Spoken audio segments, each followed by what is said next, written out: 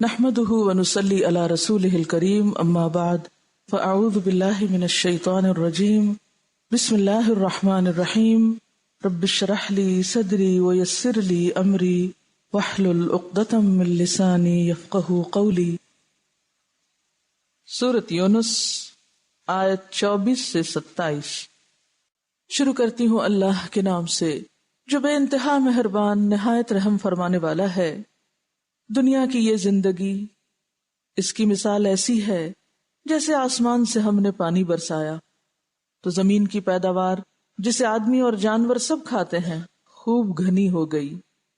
پھر عین اس وقت جب کہ زمین اپنی بہار پر تھی اور کھیتیاں بنی سنوری کھڑی تھیں اور ان کے مالک سمجھ رہے تھے کہ اب ہم ان سے فائدہ اٹھانے پر قادر ہیں، یکا یک رات کو یا دن کو ہمارا حکم آ گیا اور ہم نے اسے ایسا غارت کر کے رکھ دیا گویا کل وہاں کچھ تھا ہی نہیں۔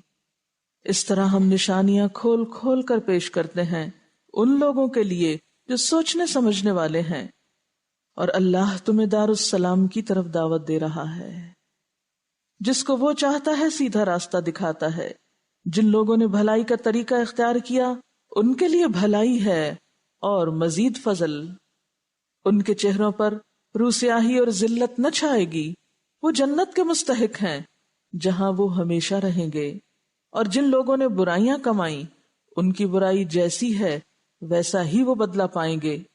ذلت ان پر مسلط ہوگی، کوئی اللہ سے ان کو بچانے والا نہ ہوگا۔ ان کے چہروں پر ایسی تاریکی چھائی ہوئی ہوگی جیسے رات کے سیاہ پردے ان پر پڑے ہوئے ہوں۔ وہ دوزخ کے مستحق ہیں جہاں وہ ہمیشہ رہیں گے۔ انما کلمہ حسر، سوائے اس کے نہیں، یعنی حقیقت یہی ہے، بات ہی یہی ہے۔ کیا کہ مثل الحیات الدنیا، اس دنیا کی زندگی کی مثال کچھ ایسے ہی ہے کمائن، جیسے پانی ہو۔ کون سا پانی؟ انزلناہ من السماء، جسے ہم نے آسمان سے اتارا، یعنی بارش۔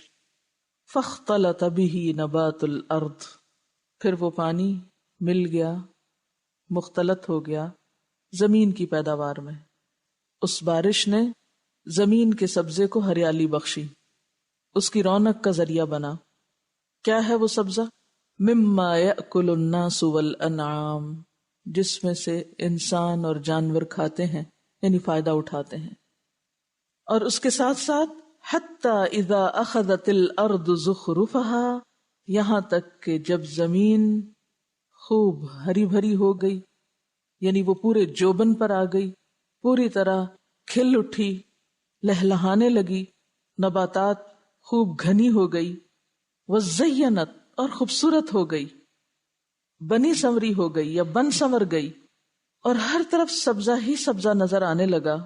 وظن اہلھا، تو اس کے مالک سمجھنے لگے انہم قادرون علیہا، کہ اب تو وہ ضرور اس سے فائدہ اٹھا لیں گے، وہ اس پر پوری طرح قادر ہیں۔ فصل پک کے تیار کھڑی ہے، ہر چیز ان کے اختیار میں ہے، اب جب چاہیں اس فصل کو کاٹ کر فائدہ اٹھائیں۔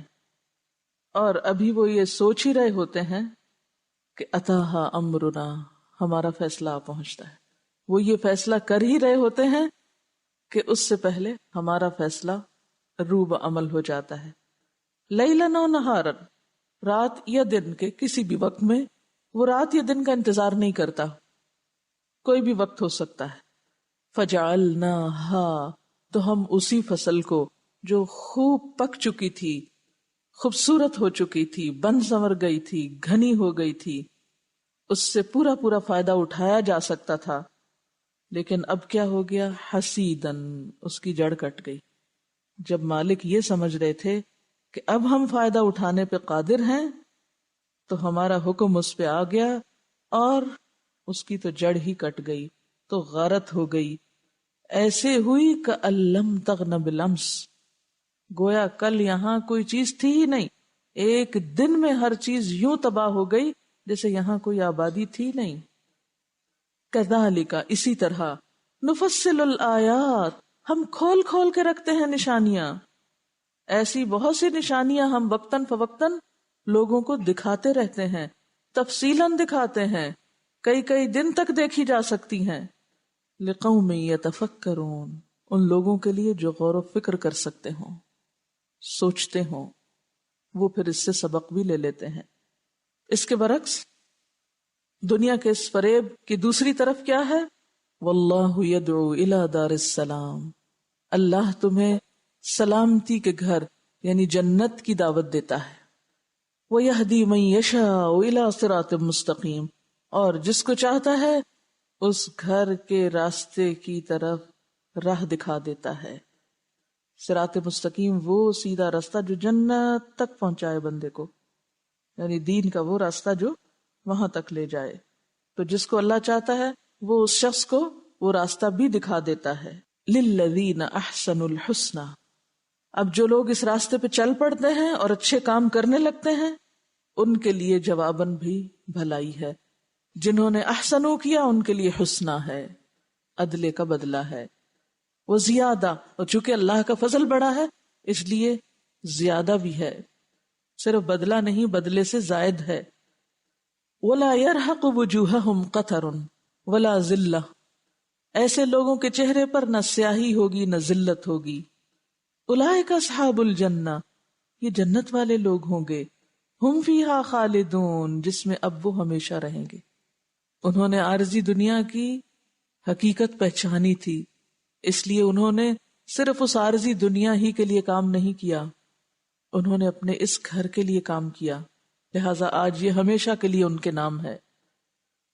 والذین کسبوا السیئات، اور وہ لوگ جو دنیا کی زندگی پر بھول گئے، اس کے حسن کو دیکھ کر فریب کا شکار ہو گئے، دھوکہ کھا گئے اور اپنی منمانی کرتے رہے، صراط مستقیم پر نہیں چلے، تو ان کے لیے کیا ہے؟ جزاء سیئۃ بمثلھا، برائی کا بدلہ اتنا ہی، زیادہ نہیں، بس اتنا ہی، ایک کے بدلے میں ایک۔ وترہقہم ذلہ، اور نتیجتاً ان کے چہروں پر ذلت اور رسوائی ہوگی۔ ما لہم من اللہ من عاصم، ان کے لیے اللہ کے سوا اب کوئی بچانے والا، کوئی مددگار نہ ہوگا۔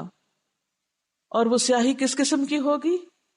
ایسی جیسے کأنما اغشیت وجوہہم قطعا من اللیل مظلما، گویا ان کے چہروں کو سیاہ رات کے کسی ٹکڑے نے چھپا لیا ہو، یعنی سیاہ رات، اندھیری رات کا جو اندھیرا جتنا سیاہ ہو سکتا ہے، کیونکہ سب سے زیادہ سیاہ چیز وہی ہے، تو جب وہ چھا جاتا تو کچھ نظر نہیں آتا، ہاتھ کو ہاتھ سجائی نہیں دیتا۔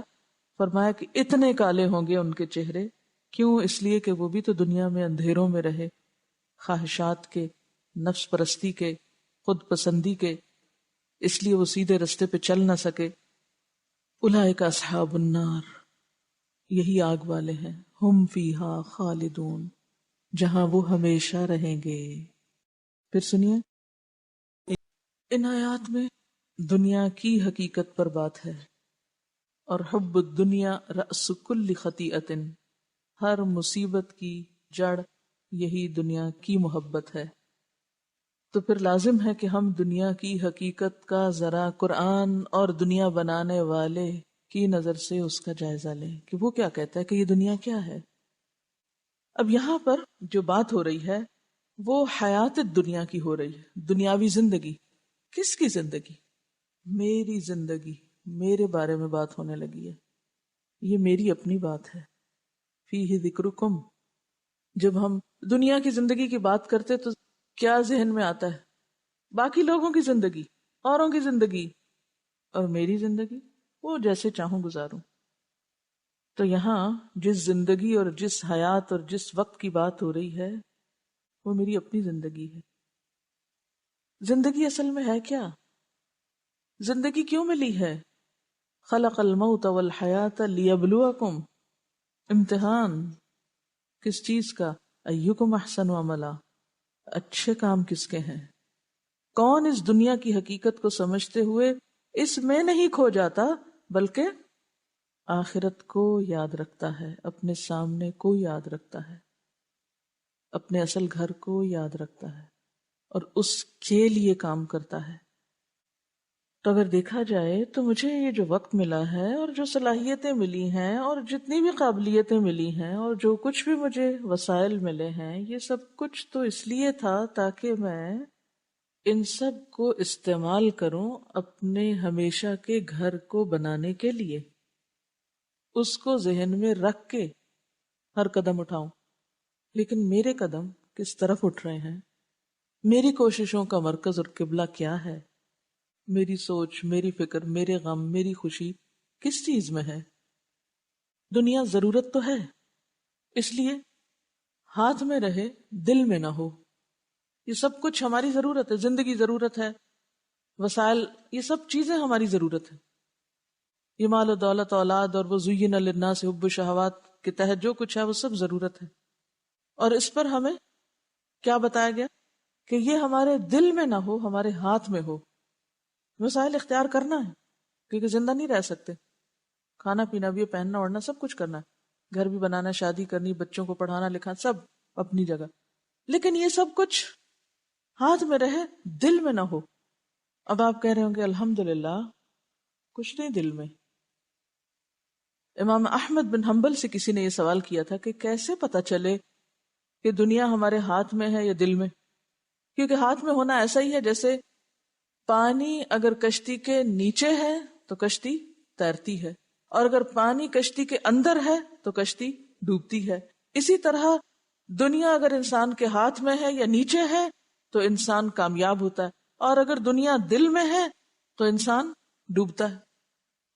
ان سے پوچھا گیا کیسے پتا چلے کہ دنیا میرے لیے کیا ہے اور کہاں ہے؟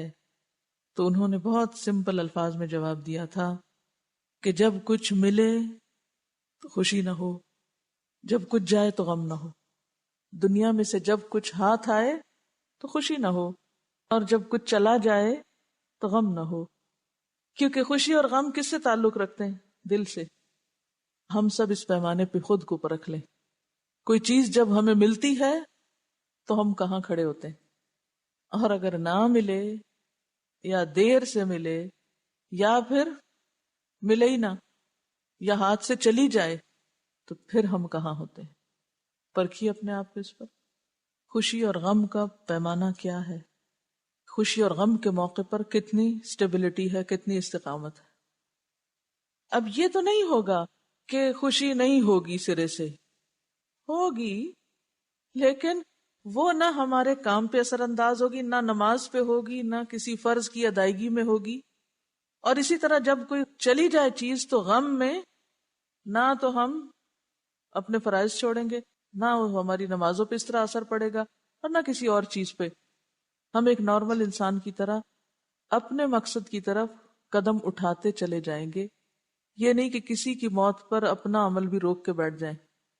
وہ صحابیہ کا واقعہ یاد کریں کہ جنہوں نے کہا تھا بیٹا کھویا حیا تو نہیں کھوئی، شوہر چلا گیا تو کیا ہوا، بیٹا چلا گیا تو کیا ہوا، باپ چلا گیا تو کیا ہوا، اللہ کے رسول کا کیا بنا؟